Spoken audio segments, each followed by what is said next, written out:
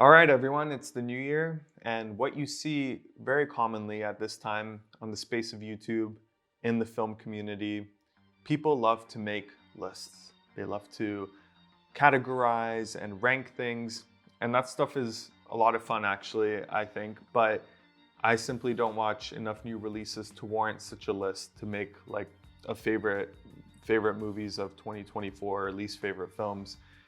But what I thought could be fun would be to look at this list that Variety concocted. They reached out to a bunch of modern filmmakers working and they asked for their particular favorite film of 2024. We're going to be looking at one director in particular. I think it's without question, he's the most topical and popular filmmaker in modern Hollywood working, and that's Christopher Nolan. His pick, we'll get right to it, it's Gladiator 2, okay? And I said I would not talk about this film anymore. It's no secret as to how much I disliked the very concept of this film, the sequel, but then in its execution, I was left bitterly disappointed beyond what I could have imagined. So, and this isn't gonna be to say, oh, Christopher Nolan is wrong. Obviously, it's a subjective thing to say your favorite movie and movie watching experience in a particular year. So that's not the point. I think it'll be fun to look at Christopher Nolan's very nice 3-paragraph passage he's written, which I appreciate to, give some insight into how he felt about the film. Obviously, he's enamored and stands at the throne of Ridley Scott, just as a huge inspiration. You see that in how Christopher Nolan uses practical effects, and he just appreciates the dedication that a director like Ridley Scott has had for decades now, and at his ripe age continues to have. And he talks about it here. So let me stop blabbering and we'll see what the man has to say. By the way, it's Sir Christopher Nolan now. He's been knighted, and that also makes me wonder, because obviously he praises the film, I wonder if, to get knighted, he needed some kind of a referral or endorsement, and, Sir Ridley Scott is knighted himself, and maybe just in that circle. Yeah, anyways, it's stupid. But maybe he needed a referral from Sir Ridley Scott to get knighted himself. And they recently spoke on a panel, and it reminded me of how earlier in the year, Christopher Nolan spoke to Denis Villeneuve about Dune and calling it like the Empire Strikes Back of today. And he made it sound like, without a doubt, it was going to be his favorite film, but maybe in retrospect, he would say it was the best film. But now I'm just putting words into his mouth. He says about Gladiator 2, in Ridley Scott's first Gladiator, Maximus asks us, "Are you not entertained?" And we're confronted with the truth of why we'd visit the Colosseum through a movie. Scott knows we're not there for the insights into Roman culture.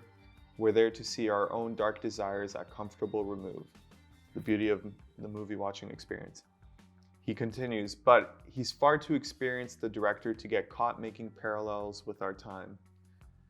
I'm not sure what that means. I mean, I know what it means, but I'm not sure, isn't it? I mean, I guess some people want to be completely removed. You go to a movie for escapism. Maybe he's saying that he doesn't want to make too many obvious connections, especially right now with the political landscape. And, the Roman politics are obviously very infamous. And yeah, maybe that would have been too on the nose to put in, or to at least over-explain. So if it's there, it's there, I guess, kind of thing. But he's far too experienced a director to get caught making parallels with our time. He lets the world of Gladiator 2 speak for itself, once again showing us who we are simply by inviting us to enjoy the crazy, inflationary ride. Why are there sharks in the Colosseum? Because we demand them, and Scott masterfully gives them to us. Okay, that right there is quite funny, because one, people are gonna continue to ask or reciprocate to what's being given to them ad nauseum. It's like, yes, it's the consumer mindset, which should be challenged. It shouldn't just be, oh, because that's what we want. Now it's like some kind of a smart commentary on what the people want, and him giving it to us is a good thing. Gladiator 2 feels nothing more than just a cash grab and spectacle, and that's supposed to be, that's some kind of genius move by him. And to say that the sharks were given masterfully, they were barely utilized in any effective way. I can't even remember them being in it for more than a few seconds, which it's just CGI sharks. You don't want to see any more of it anyway, but what was masterful about it? And he continues, as he reveals how the games are used to manipulate public opinion, we can't help but see shadows of our own public arena projected onto the sand. But doesn't that contradict the earlier sentence he had of, but he's too far experienced a director to get caught making parallels with our time? Isn't that the same thing? Like the best long-awaited sequels, which it in no way was, in my opinion, but you say, they say, whatever. Gladiator 2 must be a remake and a sequel in one. And it's a testament to Scott's brilliance that he manages to balance the individual pathos of the original with the expansionist demands of the sequel's central theme, bringing a lifetime of experience in controlling tone. Tonally, I thought it was pretty all over the place, especially by the end. It gets really, it loses its, it becomes quite absurd by the end and not so grounded. The first film, one of the main things I love about it is the established tone being consistent throughout. There is a longing for Maximus and his character to go home, but it seems unreachable. It creates a kind of dread, right?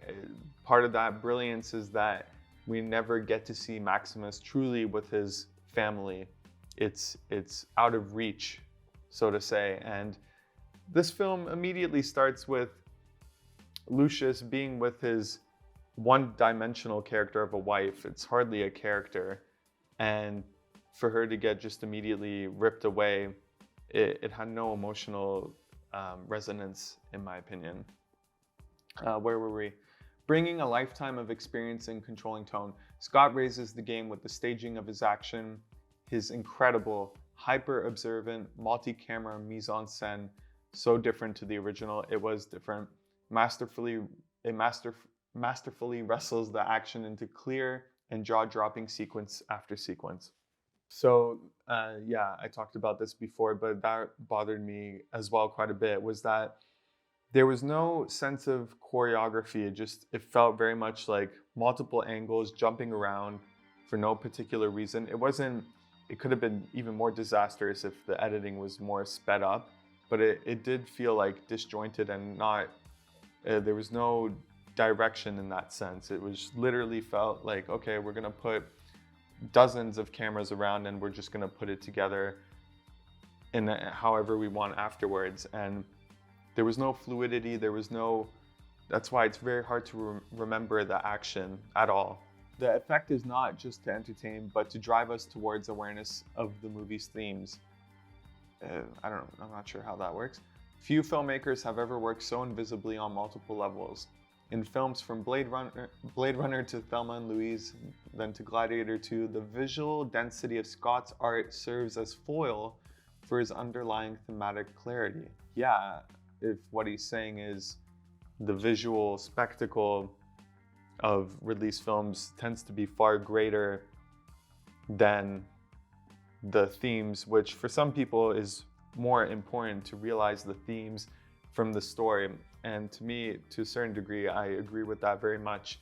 You know, people call Ridley Scott a visionary because of how visually spectacular his films are. And to me, at least if you're looking at the definition of an auteur, of a true visionary, I don't see that being the case. I think he has good taste and the ability to manage those. I mean, it's the main job of a director to manage the collaborators you have and to bring out the best of them.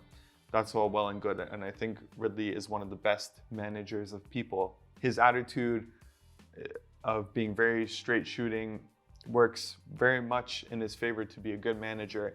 But as far as him having a clear vision in his head of what he wants to achieve, so much of the brilliance of his earlier films comes later and not really from his vision. It's not like a Woody Allen or Sergio Leone who are so particular and know exactly what they're going to film.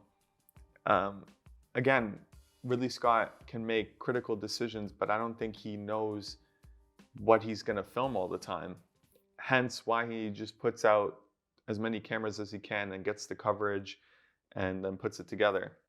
Despite all of his success, Scott's contribution to the evolution of cinematic storytelling has never been properly acknowledged. Visual innovations he and fellow directors from the British Island of the 1970s brought to cinema were often dismissed as superficial, but critics of the time missed the point. The lavish photography and meticulous design brought new depth to the visual language in movies, mise-en-scène that could tell us what the worlds they portrayed might feel like. Yeah, I agree. As far as being in those worlds that he and his collaborators create is bar none. This has never been as clear as in the masterful opening shot of Gladiator 2, where Paul Mescal's hand gently cradles the grain harvested from the original movie's swaying wheat. Come on. How can you say this close-up shot of the hand in wheat backed up by the old tunes of the original soundtrack? Yeah, of course, it's gonna remind you of the previous film if that's what you mean by like transporting you back into that world, but how can you say that's an exceptional shot?